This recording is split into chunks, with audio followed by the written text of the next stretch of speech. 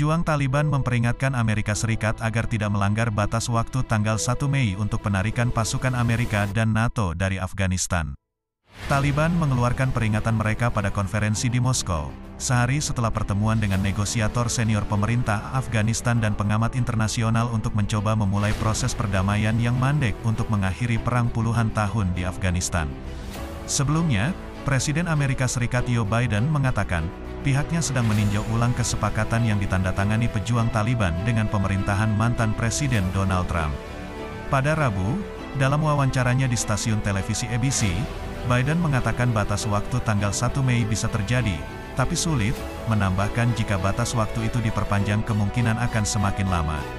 Mereka harus pergi, kata seorang anggota tim negosiasi Taliban, Suhail Shaheen kepada wartawan, memperingatkan tetap berada di Afghanistan lebih dari tanggal 1 Mei akan melanggar kesepakatan. Setelah itu, akan menjadi sebuah pelanggaran terhadap kesepakatan. Pelanggaran itu tidak akan dari pihak kami. Pelanggaran mereka akan mendapatkan balasan, lanjutnya, seperti dikutip dari Al Jazeera, Minggu tanggal 21 Maret tahun 2021. Dia tidak menjelaskan bentuk balasan yang akan diambil, tapi sesuai dengan kesepakatan tersebut, Taliban tidak menyerang pasukan Amerika Serikat atau NATO. Kami berharap ini tidak akan terjadi, mereka mundur dan kami fokus pada penyelesaian damai masalah Afghanistan, untuk mewujudkan gencatan senjata yang permanen dan komprehensif di akhir pencapaian peta jalan politik untuk Afghanistan, jelasnya.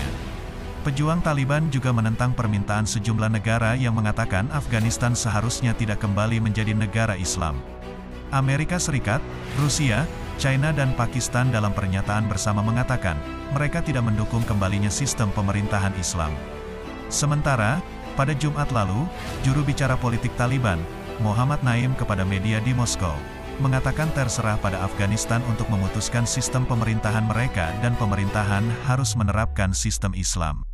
Apa yang tercantum dalam deklarasi bertentangan dengan semua prinsip dan tidak bisa diterima, ujarnya. Shaheen juga mengatakan Taliban tegas pada permintaan mereka akan pemerintahan Islam. Dia tidak merinci seperti apa pemerintahan Islam nantinya, atau apakah itu berarti kembali ke aturan represif yang menolak pendidikan anak perempuan, melarang perempuan bekerja, dan menjatuhkan hukuman yang keras. Shaheen tidak mengatakan apakah Taliban akan menerima sistem pemilihan umum, tetapi dia menekankan pemerintahan Presiden Ashraf Ghani tidak sesuai dengan definisi mereka tentang pemerintahan Islam. Dalam pernyataan sebelumnya, Taliban mengatakan visinya tentang pemerintahan Islam akan memungkinkan anak perempuan untuk bersekolah, dan perempuan untuk bekerja atau berada di kehidupan publik. Tetapi dalam setiap pembicaraan, mereka menekankan perlunya mengikuti perintah Islam tanpa menjelaskan artinya. Taliban mengatakan tidak akan menerima perempuan sebagai presiden, dan meski perempuan bisa menjadi hakim, mereka tidak bisa mengambil alih jabatan ketua pengadilan. Sementara itu, Taliban menolak berjanji mereka tidak akan melancarkan serangan musim semi meskipun ada seruan dari Amerika Serikat, Rusia dan China.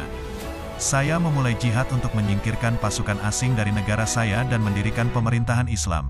Dan jihad akan terus berlanjut sampai kita mencapai tujuan itu melalui kesepakatan politik, kata Khairullah Khairkhwah, anggota tim perunding, yang adalah satu dari 5 pejuang Taliban yang dibebaskan dari penjara Amerika di Teluk Guantanamo pada 2013 dengan imbalan pembebasan seorang tentara Amerika yang ditangkap.